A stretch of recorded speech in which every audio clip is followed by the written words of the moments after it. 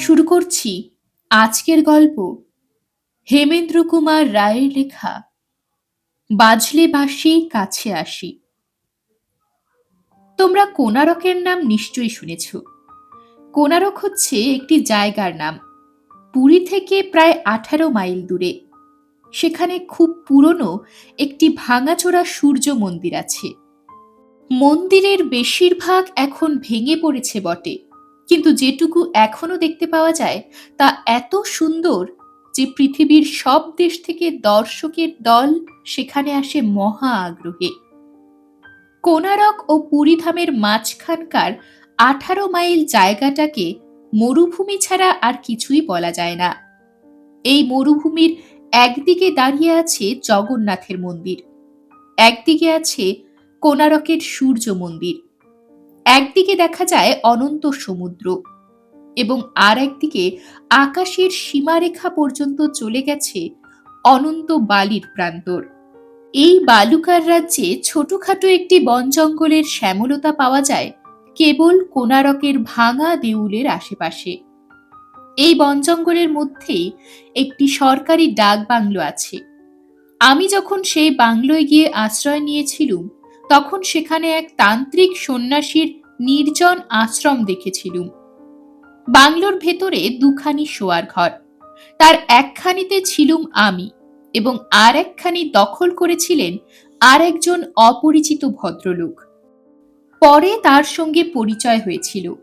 তার নাম পূর্ণবাবু, কলকাতার কোনো কলেজের অধ্যাপক। এখানে এসেছেন কোনারকের মন্দির দেখবার জন্যে। কোনারকের মন্দির থেকে খানিক তফাতে এগিয়ে গেলে পাওয়া যায় চন্দ্রভাগা নদী।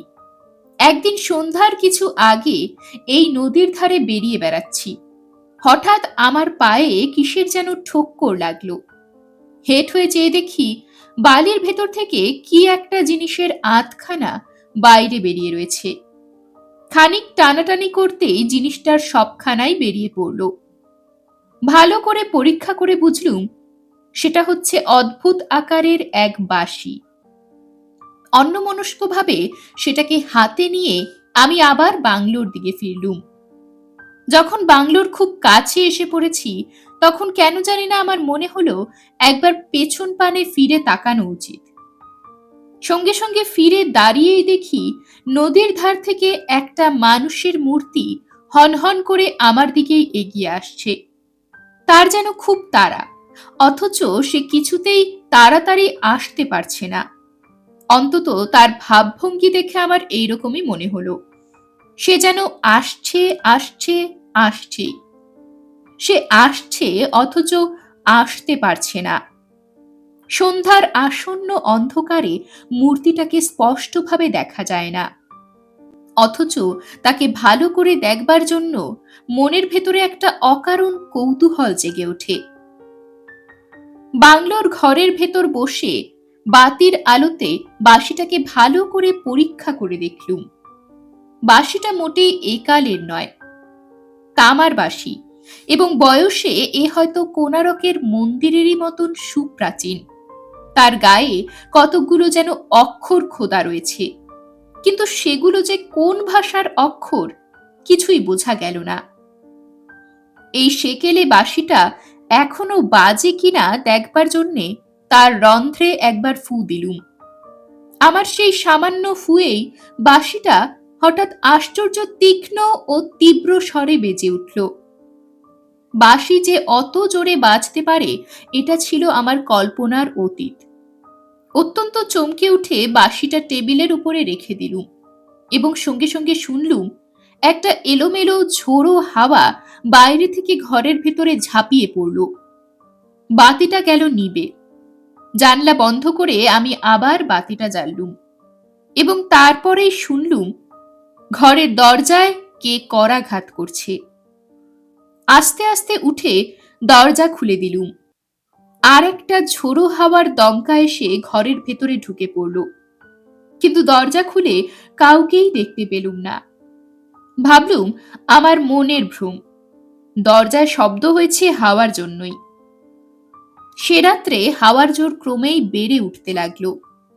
দরজা জানলায় ক্রমাগত ঠেলা মেরে পাগলা হাওয়া কেবলই যেন ঘরের ভেতরে আসতে চায়।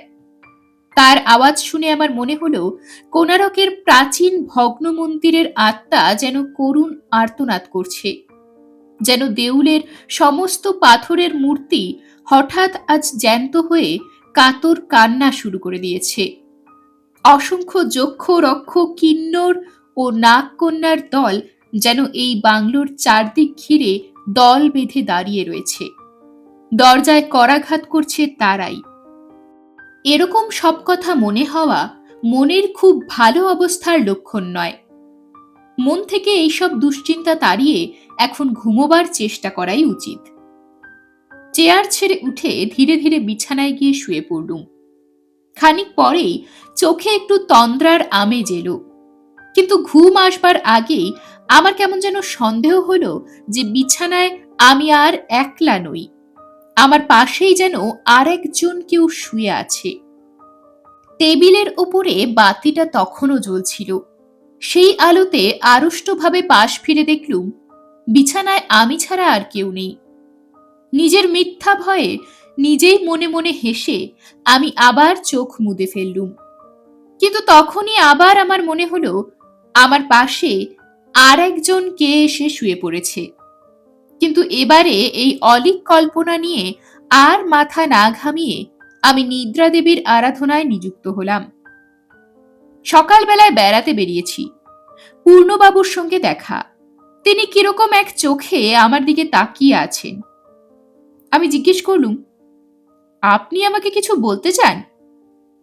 পূর্ণবাবু বললেন, আগে হ্যাঁ, কাল সারা রাত কি আপনার ভালো ঘুম হয়নি? কেন বলুন দেখি? কাল সারা রাত আপনার ঘরের ভেতর থেকে নানা রকম শব্দ এসেছে। কে যেন চেয়ার টেবিল সরাচ্ছে, ঘরময় লাফালাফি আর ছোটাছুটি করে বেড়াচ্ছে, দুমদাম করে দরজা জানলা খুলছে আর বন্ধ করছে। এইসব গোলমালে আমিও কাল রাতে ঘুমোতে পারিনি। আমি বললুম, এ তো ভারী আশ্চর্য কথা। কাল সারা রাত আমার তো ঘুমের কোনো ব্যাঘাতই হয়নি। পূর্ণবাবু অপ্রস্তুত হয়ে বললেন, তাহলে আমারই বোধহয় শুনতে ভুল হয়েছে, শব্দগুলো অন্য কোনো জায়গা থেকে এসেছে। এমনই সব কথা কইতে কইতে ফিরে এসে আমরা বাংলোর বারান্দার উপরে উঠেছি। এমন সময় আমার ঘরের ভেতর থেকে হাউমাউ করে চেঁচাতে চেঁচাতে একটা বালক ছুটে বেরিয়ে গেল। বাংলোর রক্ষকের ছেলে। ভয়ে সে ঠকঠক করে কাঁপছে দেখে আমি তার কাছে গিয়ে জিজ্ঞাসা করলুম, কিরে, কি হয়েছে? ও ঘরের খাটে কে যেন বসে আছে। দৌড়ে ঘরের ভেতরে গিয়ে হাজির হলুম।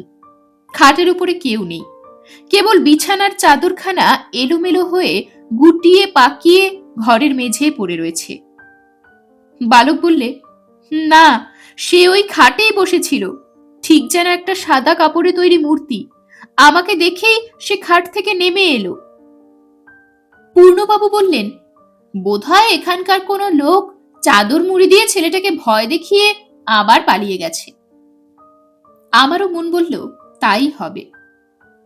সেদিন সন্ধ্যার পর টেবিলের ধারে বসে বই পড়ছিলুম। হঠাৎ চোখ পড়ল সেই তামার বাঁশিটার দিকে। এই ছোট্ট বাঁশিটা কাল কিরকম জোরে অস্বাভাবিক স্বরে বেজে উঠেছিল সেই কথা মনে পড়ল। এমন অদ্ভুত গড়নের বাঁশিও কখনো দেখিনি, এমন তীব্র আওয়াজও কখনো শুনিনি। বাঁশিটাকে আবার তুলে নিয়ে বাজাবার চেষ্টা করলুম। একটি মাত্র ফু দিতেই বাঁশিটা এমন বিকট স্বরে বেজে উঠল যে আমার কান যেন ফেটে গেল। পর মুহূর্তেই বাইরে থেকে একটা বিষম ঝোড়ো হাওয়া হু হু করে ঘরের ভেতর ঢুকে পড়ে আলোটাকে দিলে নিবিয়ে। ঘরের জানলা দরজা বন্ধ করে আলোটা আবার জেলে অবাক হয়ে ভাবতে লাগলুম, বাইরে কোনো দুর্যোগ নেই, তবু আচমকা এমন ঝোড়ো হাওয়া জাগে কেন?